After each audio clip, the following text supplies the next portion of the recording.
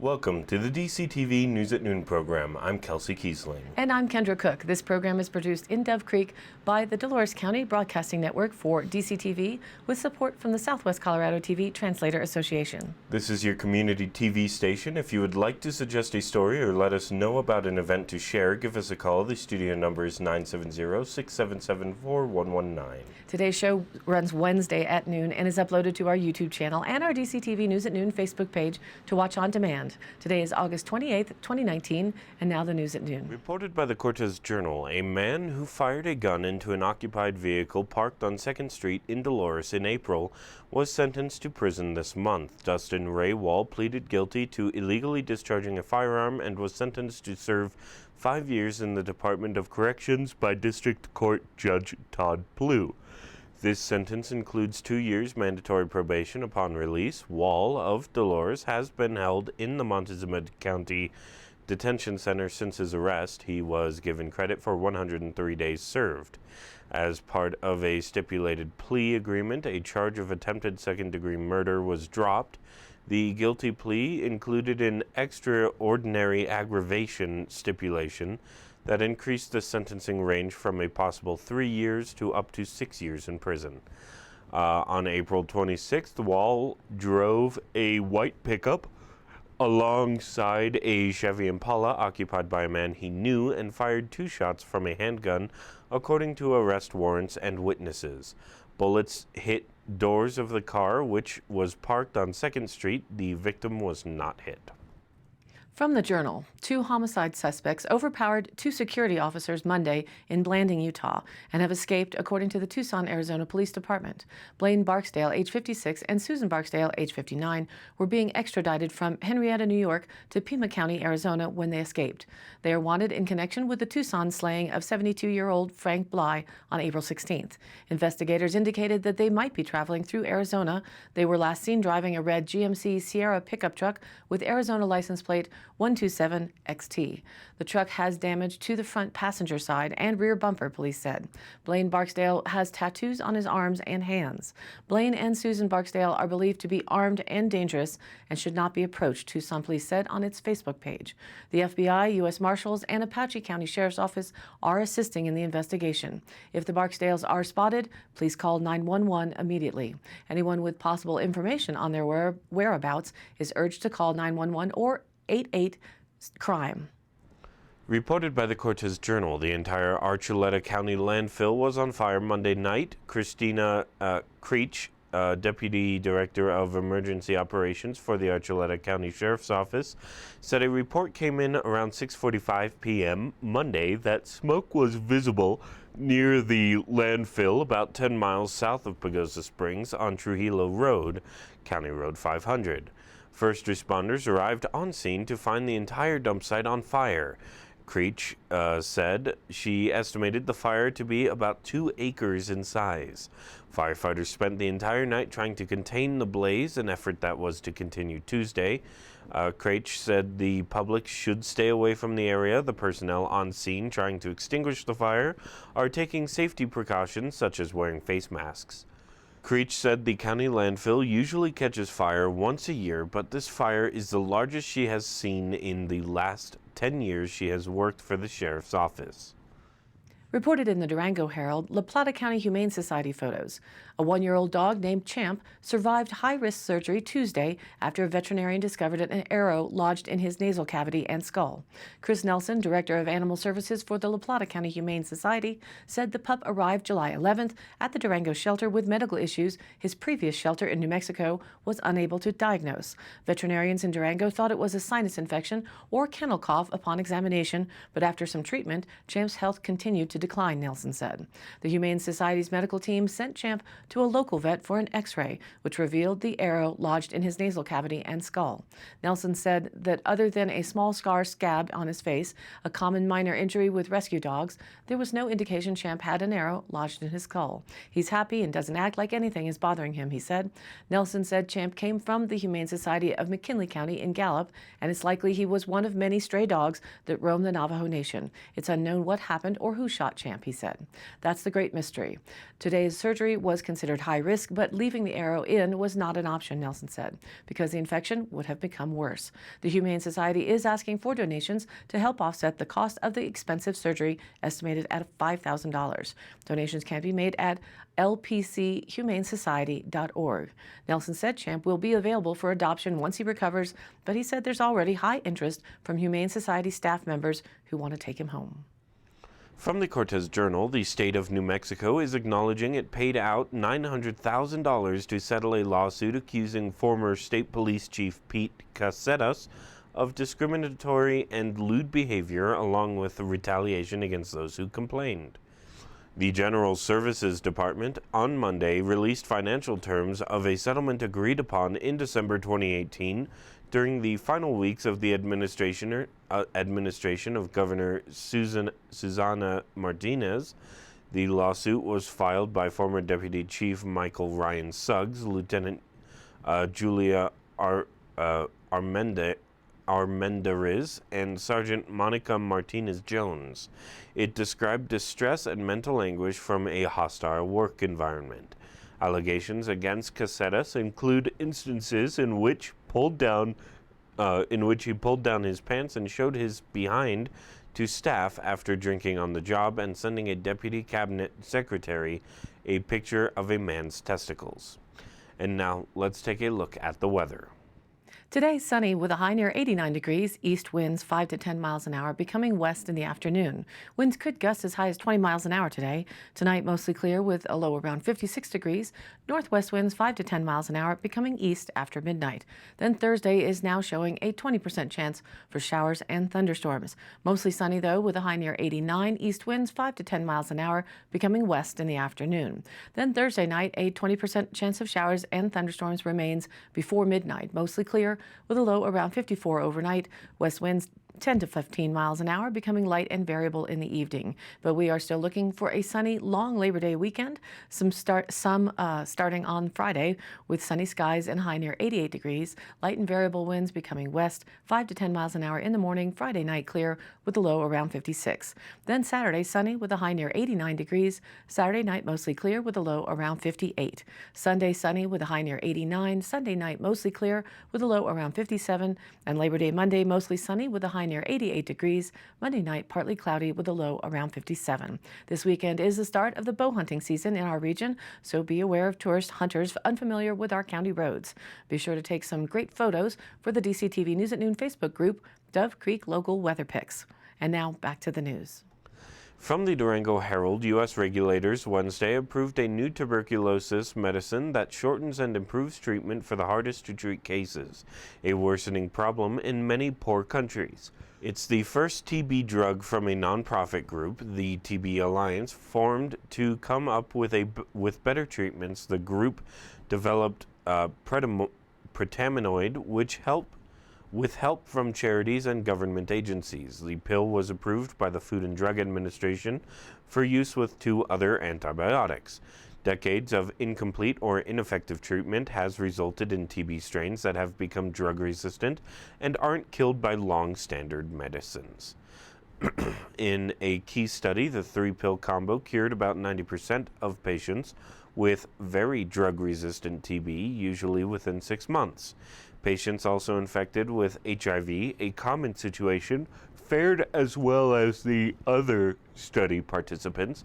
Pretaminoid also appears to stop patients from spreading the deadly bacteria infection after just a few days' treatment.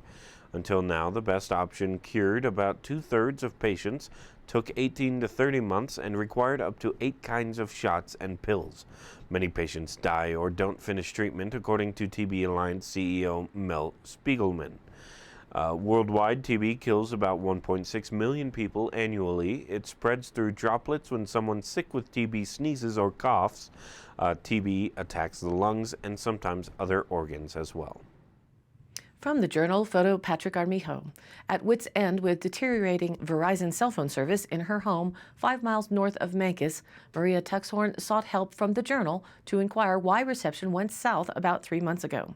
Quote, service was just getting worse and worse, she said. I never got stellar service, but I used to get 2 bars, maybe 3 on a good day, and I was also able to make calls. Then I was down to 1 bar if I was lucky. Usually I couldn't even get that. Tuxhorn was reduced to driving into Mancos for telephone calls and text messages. She purchased a Cricket cell phone for 1 month of service for $86.24, thinking a new carrier might help. She also was reassured by the Cricket office in Cortez that its coverage would work in the hilly terrain north of Mancos. Unfortunately, she said the Cricket phone performed worse than Verizon at her house off County Road 40, and she's still upset that Cricket offered her just a $9.40 refund when she returned it as unusable 3 hours later. Tuxhorn thought her story would end happily ever after she was going to add a booster that was recommended by a Verizon technician. For a few days, she resumed successful cellular service calls from her house for the first time in 3 months. Verizon's public relations manager for Colorado, Heidi Flato, told the Journal that the company did not find anything that would cause service to deteriorate around Mancos. But a Verizon technician showed up at her house and spent an hour working with her on her 5-acre property. He offered advice. Try purchasing a certain type of aftermarket booster. The device gave her 2 bars of service, enough to make calls without driving to town. But at 3 p.m. Tuesday, she began receiving a network unavailable message on her phone. She is thankful for the technician's help. I'm grateful for the fact that someone actually showed up and he was transparent and honest. I've called a number of times, put in call tickets, and I couldn't get anyone out here, Tuxhorn said after the Verizon technician's visit. Tuxhorn isn't alone among Verizon's disappointed cell phone customers. Dana Peterson, who lives in the Summit Lake area, said she's been using a booster for her Verizon phone for 5 years and, like Tuxhorn, about 3 months ago saw a rapid deterioration in reception. Now she's discovered she can make calls only if she walks up a hill near her house or stands on a picnic table outside the house. I do question how a corporation with such an incredible budget and is rolling in profits can't seem to invest in infrastructure around here. That seems disappointing, she said. Based on the technician's advice and guidance, Tuxhorn invested $120 in a booster on Amazon and $30 for conduit, cement, rubber seals, and a pole to install an exterior antenna and cable and an interior booster and antenna. She saved money by installing the equipment herself, but added that it wouldn't be a good do-it-yourself project if this is your first rodeo. She noted her neighbors, too, have lost cell phone coverage. You know, people use equipment out here, and eventually someone's going to get hurt and really need to make a call, and now you're pretty much out of luck. Kathleen Grimes, Tuxhorn's neighbor and a Verizon customer, said she used to get 3 or 4 bars of service from the second floor of her house. Now she's lucky to get 1 bar, and she says she can't make calls from home. The technician who visited Tuxhorn said the Verizon network is overloaded in the summertime because of tourists and second home summer residents. That makes sense to Tuxhorn, but Grimes doesn't completely buy the story. I think they're just feeding us a song and dance because they don't want to put out money to fix it. If they're not going to fix it, they should give us 90% discount if our cell phones are only 10% of what we had, she said. Now Tuxhorn, facing the return of the dreaded network unavailable message, is wondering what comes next. Are you having Verizon cell service troubles as of the past few months? Tell us your story. Email dcbnnews@gmail.com or call the station and leave us a message. It's 970-677-4119. From the Cortez Journal, about 3/4 of attendees at a public forum examining a Denver Democrat's proposal to create 33 wilderness areas in Colorado, including 2 in Montezuma County, supported the idea Monday in Cortez by a show of hands. U.S. Representative Diana DeGette held the forum Monday at City Hall. About 100 people attended the forum, part of DeGette's 3-day visit to Southwest Colorado to view areas proposed in her bill for wilderness designation. New wilderness areas, should the bill pass, include 14,339 acres of the proposed Weber-Menifee Mountain Wilderness and 26,776 acres in the Cross Canyon Wilderness in Dolores County. That's here. The bill would create a 34,867 acre Dolores River Canyon Wilderness. In total, the bill, which DeGette has tried unsuccessfully to pass for 20 years, would create 33 wilderness areas in Colorado, totaling 740,000 acres. Designation of the new wilderness areas, DeGette said, would not increase management restrictions on the lands or add environmental protections because the areas have been managed since 1991 by the Bureau of Land Management as wilderness study areas based on a 1980s survey of lower altitude areas of federal lands that might be suitable as wilderness areas. No new oil and gas leases would be allowed on the lands, but existing mineral rights holders would be allowed to pursue development of their claims, DeGette said. Reported by the journal Photo Galloping Goose Historical Society. The society now has 2 narrow-gauge freight cars from the Denver and Rio Grande Western Railroad being stored in Dolores. They are a block away from the museum across from the bank in a work yard that once was part of a Ford automobile kit assembly plant, Bud's Garage, and Osprey Packs. These freight cars will be restored and become part of a museum display at the museum. DNRGW Boxcar 3688 was received in trade for the remains of Rio Grande Southern Railroad Coach 256. This coach was first owned by the Denver and Rio Grande, later purchased by the Rio Grande Southern and used for passenger service. Its interior was gutted and used for equipment after the introduction of the Galloping Goose, or the Galloping Geese. During RGS scrapping operations, it was damaged in a runaway down Lizard Head Pass. It was later hauled to Dolores, gutted again, and made part of a house. Much later, Galloping Goose Historical Society purchased this house to save the remnants from destruction. The remains were moved to Val Trulson's sawmill outside of town.